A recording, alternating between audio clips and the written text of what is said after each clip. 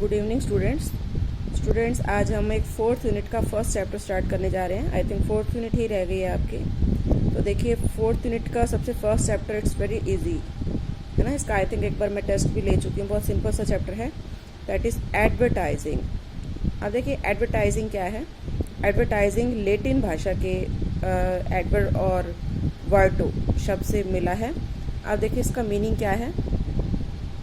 एडवर्टो जो वर्ड है इसमें जो इसका अर्थ है ऐड, इसका अर्थ है की ओर।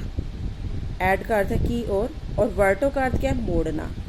मतलब की ओर मोड़ना। क्या मोड़ना? क्रेता का ध्यान, जो परचेजर है उसका ध्यान किसकी तरफ मोड़ना? विक्रेता के प्रोडक्ट की तरफ, है ना। इसी को हम एडवर्टाइजमेंट कहते हैं। तो वी कैन से एडवर्टाइजमेंट क्या है कि किसी बात को याद करवाना, किसी बात को याद कराना, ताकि जो भी एडवर्टाइजमेंट देखने वाला है वो आपकी बात को भूले नहीं। तो वी कैन से एडवर्टाइजमेंट क्या है, एक पब्लिक नोटिस है जो पब्लिक के लिए है, जो कि जो क्रेता हैं उनका ध्यान आकर्षित करने की तरफ है। मतलब उनका ध्यान किसकी तरफ आकर्षित करना? ऑब्वियसली प्रोडक्ट की तरफ, है ना। तो यहाँ पर जो एडवर्टाइजमेंट देने वाला होता है उसको हम क्या कहते हैं? स्पॉन्सर, है ना। विपणनकर्ता, विज्ञापनकर्ता।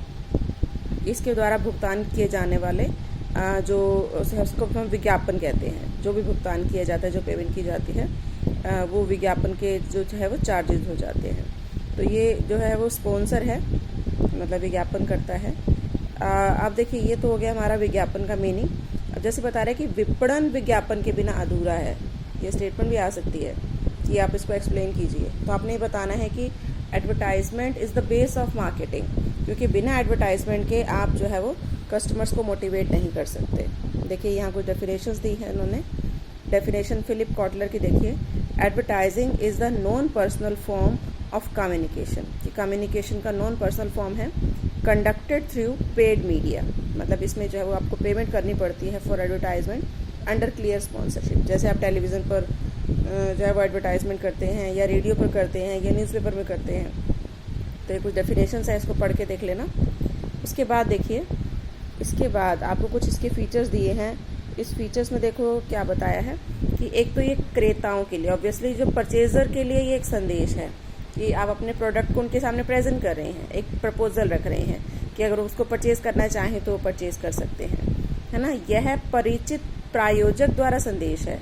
मतलब जो एडवर्टाइज़र है, जो स्पॉन्सर है, वो आपको एक संदेश दे रहा है जिसका कि भुगतान किया जाता है। मतलब जो भी एडवर्टाइजमेंट करवाने वाला है वो इस एडवर्टाइजमेंट के बदले में कुछ पेमेंट करता है। ये मौखिक हो सकती है, लिखित हो सकती है, या विजिबल भी हो सकती है। और किससे से संबंधित होती है? प्रोडक्ट से संबंधित हो सकती है, सर्विस से संबंधित हो सकती है, या जो भी सर्विसेज है उसकी प्रमोशन के लिए हो सकती है। बाजार में उत्पादों की उपलब्धता की सूचना प्रोवाइड करती है कि कौन कौन से अवेलेबल हैं, है ना। कोशिश करती है लोगों की रुचि क्रिएट करने की, सेल्स को बढ़ाती है, सेल्स को बढ़ाने की कोशिश करती है।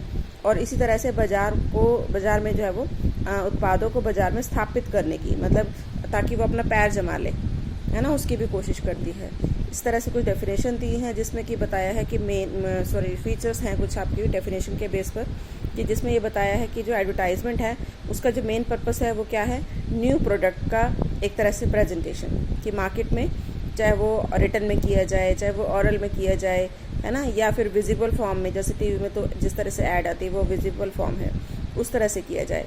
तो इसका जो मेन पर्पस है वो क्या है? न्यू कस्टमर्स को बनाना है ना। और इस पे जो खर्चा किया जाता है स्पॉन्सर द्वारा, वो किस लिए किया जाता है? ताकि जो परचेजर हैं उनका ध्यान जो है वो प्रोडक्ट की तरफ क्रिएट हो और वो उसको मतलब परचेज करे। और इसी तरह से एक सृजनात्मक कार्य भी है, क्रिएटिव कार्य है, जिसमें कोई बताते हैं हाउ टू यूज़, है ना। तो हम कह सकते हैं कि जो एडवर्टाइजमेंट है वो एक तरह की इन्वेस्टमेंट है। जो इन्वेस्टमेंट कौन करते हैं? प्रोड्यूसर या जो मार्केटिंग मैनेजर हो गया वो करते हैं। इसका जो मेन ऑब्जेक्टिव है वो क्या होता है? सेल को बढ़ाना, अपने प्रोडक्ट की पहचान को बढ़ाना। तो देखिए ये था कुछ इसके कैरेक्टरिस्टिक्स के बारे में। आप देखिए कैरेक्टरिस्टिक्स के बाद इसके नेक्स्ट आते हैं ऑब्जेक्टिव्स। तो देखिए अब इसके ऑब्जेक्टिव्स क्या हैं, क्यों की जाती है। ऑब्वियसली सिंपल से पॉइंट है, न्यू प्रोडक्ट की जानकारी देना, कि जो भी नया प्रोडक्ट मार्केट में आया है जिसके बारे में कंज्यूमर्स नहीं जानते, आप उनको बताओगे कि this is the new product, जो सबसे पहली बार आया है ना, जिसके बारे में वो नहीं जानते, उसकी उनको नॉलेज देना। और सेकेंड, क्रिएशन ऑफ डिमांड, कि उनको नॉलेज देने का पर्पस क्या है, ताकि वो उसको खरीदे, उसको परचेज करें, है ना। तो उसके लिए एडवर्टाइजमेंट की हेल्प ली जाती है। उपभोक्ताओं को शिक्षित करना, उनको बताना कि इसका पर्पस क्या है, उसको किस तरह से यूज़ करते हैं, क्या इसका प्राइस है और हाउ टू यूज़, उसको किस तरह से यूज़ करना है। परफॉर्मिंग सेलिंग जॉब, उसको सेल करना। अब सेल भी किसी भी तरीके से हो सकता है, बाय मेल हो सकता है, या जो है वो होम टू होम हो सकता है, या शॉप पे आपने रखवा दिया उसके थ्रू हो सकता है। उपभोक्ताओं को नए प्रयोगों की जानकारी देना, जिसको उनको पता ही नहीं है कि इसको इस पर्पस के लिए भी यूज़ कर सकते हैं, वो बताना। या कंपटीशन को टैकल करना, है ना, प्रतिस्पर्धी विज्ञापनों के प्रभाव को ख़त्म करना, क्योंकि वो भी आपको कॉम्पीट कर रहे हैं, थ्रॉट कट कॉम्पिटिशन है, तो उस टाइम पर भी एडवर्टाइजमेंट ज़रूरी है।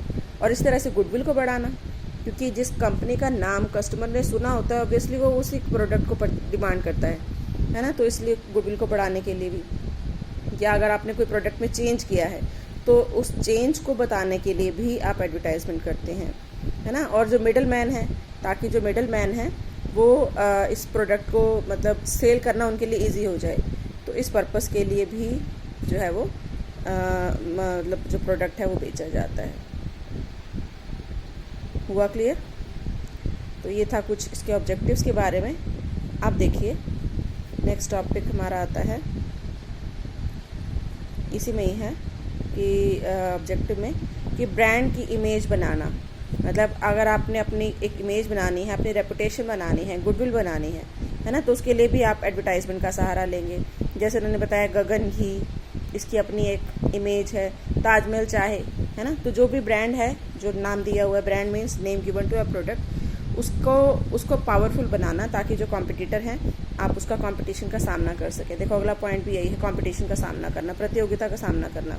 तो वही आप तभी कर पाएंगे जब आपका जो प्रोडक्ट है वो इतना स्ट्रांग है कि कंज्यूमर उसको परचेज कर रहा है और वो सेटिस्फाई हो रहा है ना। तो पहला एडवर्टाइजमेंट का पर्पस तो ये है कि कंज्यूमर को प्रोडक्ट तक लेकर आना, फिर जो काम करेगा वो प्रोडक्ट करेगा। तो इसलिए प्रतियोगिता का सामना करना ये इसका मेन पर्पस है। और विक्रयकर्ता को सहायता पहुँचाना, जैसे अभी आया भी था कि जो सेल्समैन है उसके लिए ईजी हो जाता है प्रोडक्ट को सेल करना, उसको कुछ बताना नहीं पड़ता, कन्विंस नहीं करना पड़ता, है ना। तो जो भी प्रोडक्ट विज्ञापित हैं उसके बारे में जो कंज्यूमर्स है वो खुद से ही मतलब प्रोडक्ट की डिमांड करते हैं। और इसी तरह से जो डिस्ट्रीब्यूशन कॉस्ट है उसको भी कम करता है ये, है ना। डिस्ट्रीब्यूशन कॉस्ट को भी, प्रोडक्शन कॉस्ट को भी कम करता है पर यूनिट। डिमांड को मेंटेन करता है कि डिमांड उसकी जो है वो साथ साथ बढ़ती है। और इसी तरह से रैशनलाइजेशन फॉर बाइंग, कि जो परचेज़र है वो सोचता है कि मतलब कहाँ परचेज़ किया जाए, वो सोच समझ कर डिसीज़न लेता है, चुनाव करता है कि इस प्रोडक्ट को परचेज़ करे तो उसका क्या रेट है, क्या उसकी यूटिलिटी है, दूसरे को करे तो क्या है। तो मतलब सोच समझ कर वो डिसीज़न लेता है। तो ये थे कुछ ऑब्जेक्टिव्स।